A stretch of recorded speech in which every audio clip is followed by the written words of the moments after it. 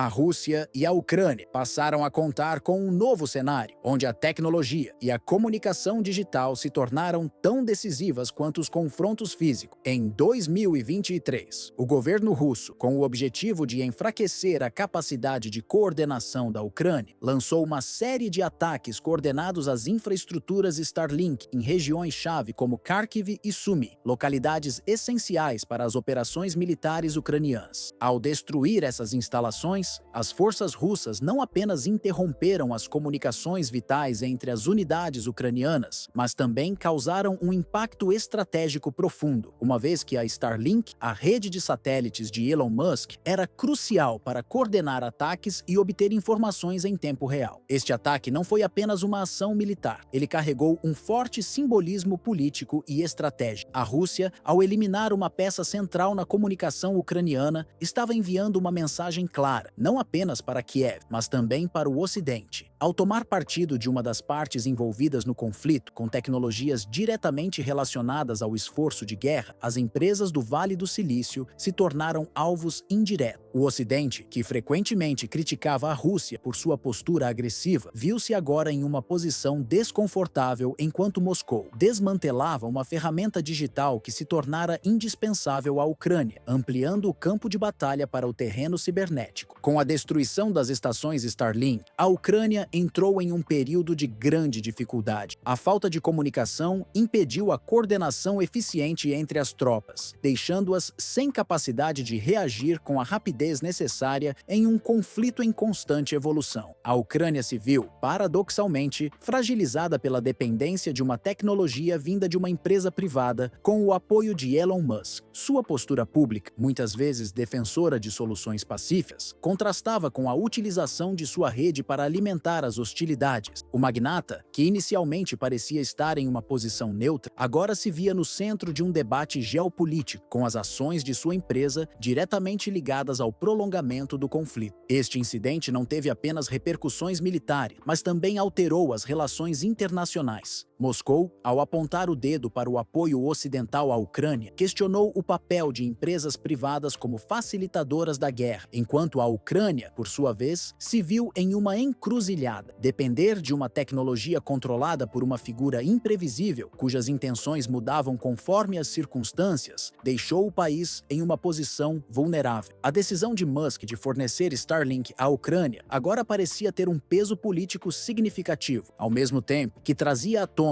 a questão da soberania nacional e da dependência de empresas estrangeiras em tempos de guerra. O impacto estratégico desse ataque reverberou não apenas no campo militar, mas também na percepção de como a guerra moderna está sendo travada. A Rússia, ao desmantelar a infraestrutura de Starlink, demonstrou que as novas guerras não são apenas sobre o controle físico de territórios ou a destruição de armamento. A verdadeira chave para a vitória não está mais exclusivamente nas frentes de combate, mas na capacidade de dominar as redes de comunicação e a infraestrutura digital que sustentam as operações militares do inimigo. Em um conflito de proporções globais, onde os recursos tecnológicos e a inteligência digital desempenham um papel cada vez mais crucial, a guerra cibernética se tornou uma extensão direta da guerra convencional. Starlink, que foi inicialmente considerado um gesto de ajuda humanitária e um facilitador de comunicações para fins civis, passou a ser uma ferramenta estratégica fundamental. A plataforma se transformou em uma peça central da guerra da informação, permitindo à Ucrânia coordenar suas forças armadas, realizar ataques com precisão e coletar inteligência de maneira eficaz. A destruição das estações Starlink, portanto, foi uma ação profundamente calculada, refletindo uma estratégia de guerra digital que a Rússia considerava essencial para reduzir a eficácia da resistência ucraniana. O impacto não se limitou ao simples ato de destruir equipamentos. Ao cortar a comunicação vital da Ucrânia, a Rússia desarticulou a infraestrutura de comando e controle que sustentava o exército ucraniano. Esse ataque não apenas prejudicou a capacidade de operação tática no curto prazo, mas também subiu o preço estratégico da dependência de tecnologia estrangeira. O governo ucraniano, já vulnerável estável em várias frentes, agora se via ainda mais isolado, sem a capacidade de se comunicar rapidamente com suas tropas em movimento ou de coordenar respostas a ataques russos. Além disso, a destruição de Starlink não foi apenas uma forma de enfraquecer as capacidades militares da Ucrânia, mas também uma mensagem clara para os países ocidentais que estavam fornecendo apoio a Kiev. A Rússia indicou que qualquer apoio externo, seja de nações ou empresas, seria tratado como um ato de interferência direta, com repercussões que se estendem além do campo de batalha. Os países que fornecem recursos militares, como a SpaceX, foram desafiados a reconsiderar suas ações, dado o impacto que isso poderia ter nas relações internacionais e na geopolítica global. O ataque também ressaltou a vulnerabilidade das tecnologias estrangeiras em um cenário de guerra moderna, onde as infraestruturas digitais se tornaram alvos tão valiosos quanto os campos de batalha físico. Esse movimento estratégico sublinha a transformação da guerra no século XXI. As potências globais agora entendem que a dominação digital é tão importante quanto o controle territorial. A guerra não se resume mais a apenas conquistar cidades ou destruir tanques. O controle das redes de comunicação e da informação se tornou um campo de batalha fundamental, com o poder de afetar diretamente a capacidade de um país de se defender e reagir a ataque. A Rússia, ao atacar as redes de Starlink, não estava apenas tentando enfraquecer a Ucrânia, ela estava enviando uma mensagem ao mundo. O controle da comunicação digital é agora uma extensão direta do campo de guerra, e qualquer nação que negligencie essa verdade estará vulnerável ao ataque tecnológico. A manipulação da informação digital, incluindo comunicações, dados e redes de inteligência, pode ser o fator decisivo em conflitos globais, muito mais do que a presença